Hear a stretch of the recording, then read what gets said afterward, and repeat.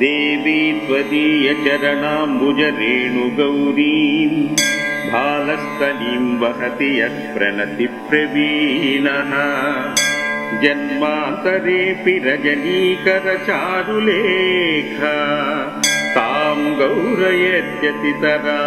किल तस्य पुंसः।